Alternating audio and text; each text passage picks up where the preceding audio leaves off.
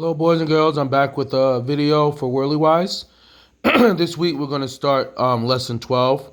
We're going to look at the word list. We're going to go over some of the words, all the words actually, and then we'll do exercise 12A in this video. I'll also do a video for 12B, 12C, 12D. So this word list you'll need for all the activities. Please pay attention. Play this video as often as you like. And here we go.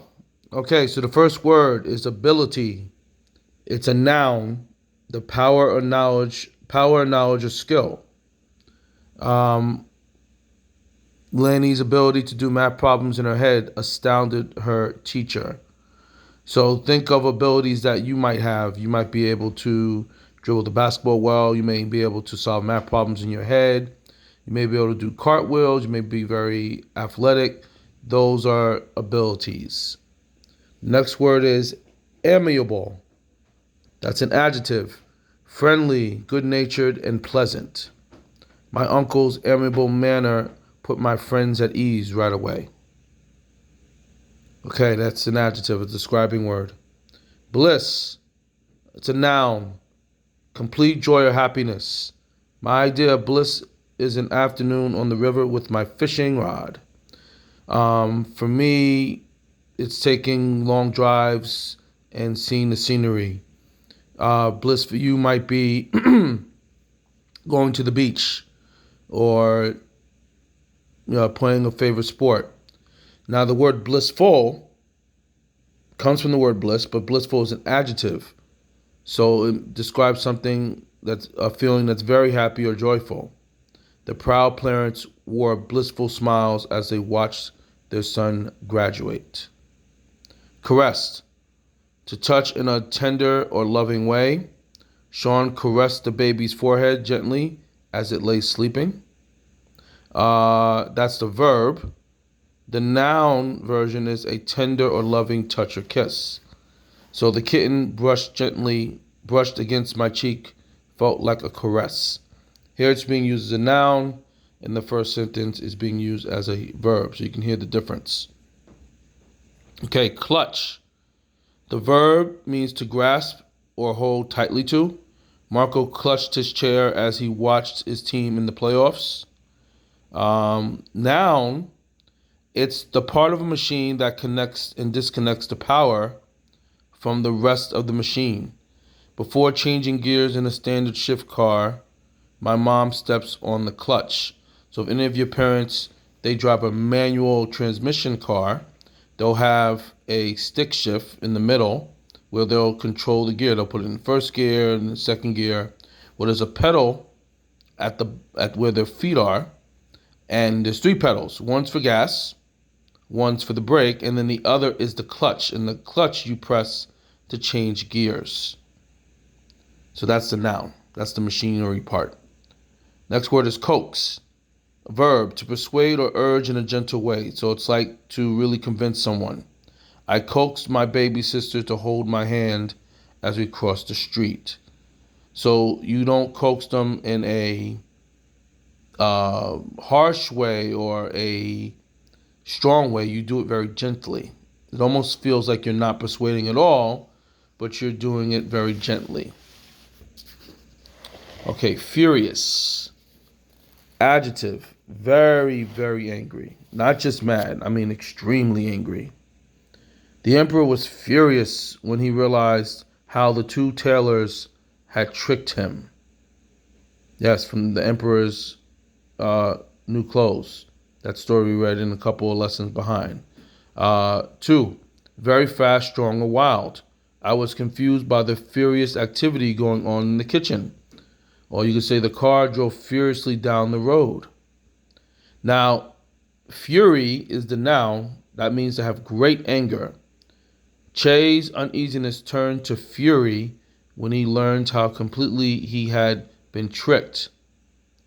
And then the other noun definition is wild and uncontrolled force.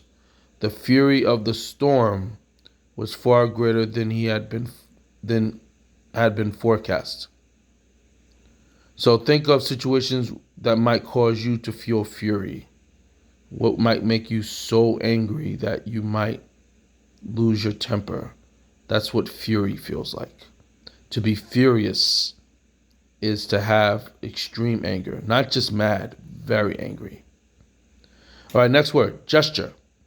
Noun, a movement of the arm or hand. The president waved his arm in a farewell gesture before boarding Air Force One. Number two, something done to show one's feelings.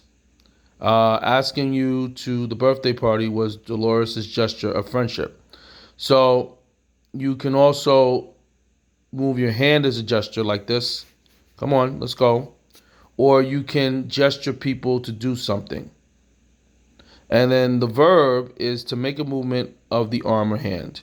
The coach gestured to the players on the bench to join her on the field. So remember, a lot of words can be nouns and verbs at the same time, depending on how it's used. Mope, to be sad and gloomy, to lose interest in the things that usually bring pleasure. As long as the long, hot summer days went on and I still had no job, I began to mope. So it's like another word for sad, another word for kind of feeling depressed or gloomy. Prefer, that's a verb. To like better or to choose first. Which do you prefer, chocolate or vanilla? Well, I love chocolate, so that's easy for me. Sometimes you can like one thing, but you might prefer something over it. I love chocolate chip cookies and I love chocolate cake, but I probably prefer chocolate chip cookies over chocolate cake. That's just my preference. Oh, the word preference, right. Now, that which is preferred. So if you don't have a preference, I'll choose a movie. So preference used as a noun is not used the same way as a verb. If I ask you, which do you prefer, I'm using it as a noun. If I ask you, do you have a preference for chocolate or vanilla, then I'm using it as a noun. So think about a preference for a type of sandwich that you might have, or a type of dessert, or a movie. All right, finishing up here, we have recover. It's a verb. To get back to a normal state, to get well again. Patricia soon recovered from the flu. Okay. Number two, to get back what was lost or stolen. We were very happy to recover our lost dog from the animal shelter. Then recovery is a noun, a return to a normal state. Dr. Holberg was surprised at the speed of my recovery. And number two, the act of getting back what was lost or stolen. The museum is offering a reward for the recovery of the missing painting. So recover can be used as an action or as a noun. So look out for that. If it's used as a noun, they use the word recovery.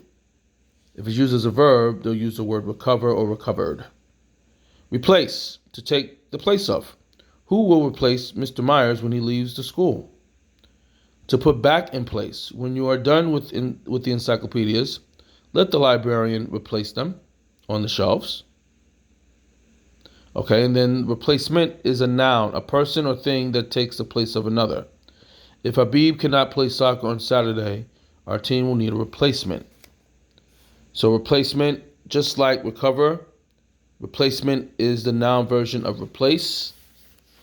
So look out for that. Request, to ask for. I requested a veggie pizza for my party. The noun version would be the thing asked for.